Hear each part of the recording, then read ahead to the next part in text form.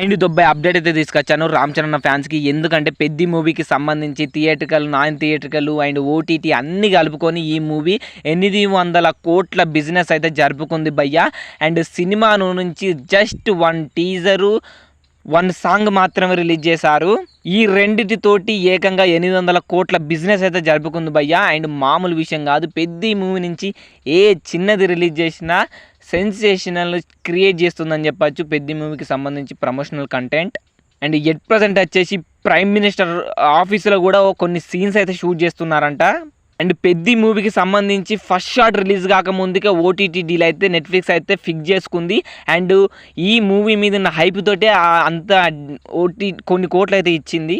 And ఇప్పుడు పెద్ద మీద ఉన్న హైప్ను చూసి నెట్ఫ్లిక్స్ వాళ్ళు ఇంకో 30 కోట్లు కూడా ఎక్స్ట్రా ఇవ్వబోతున్నారంట భయ్య. అండ్ ఈ మూవీ రిలీజ్ అయిన తర్వాత దాని ప్రైస్ కూడా పెంచుతారంట. ఇది జస్ట్ బేస్ ప్రైజే అండ్ ప్రైస్ కూడా ఇంకా ఫిక్స్ కాలేదు ఓటీటీకి సంబంధించి. జస్ట్ బేస్ ప్రైజే ఇలా ఉందంటే ఇంకో 30 కోట్ల ఎక్స్ట్రా యాడ్ చేశారంటే అండ్ మూవీ రిలీజ్ అయిన తర్వాత అండ్ ఇది ఖచ్చితంగా బ్లాక్ బస్టర్ మూవీ భయ్య, దాంట్లో డౌటే లేదు. అండ్ దంగల్ కంటే తోపు మూవీ అని చెప్పచ్చు ఈ మూవీ.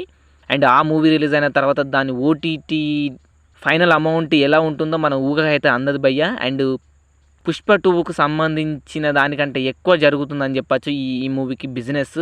అండ్ ఇది మామూలు విషయం కాదు భయ్య. అండ్ ఎంతమంది పెద్ద మూవీ కోసం ఈగర్గా వెయిట్ చేస్తున్నారో వీడియో కింద కామెంట్ చేయండి.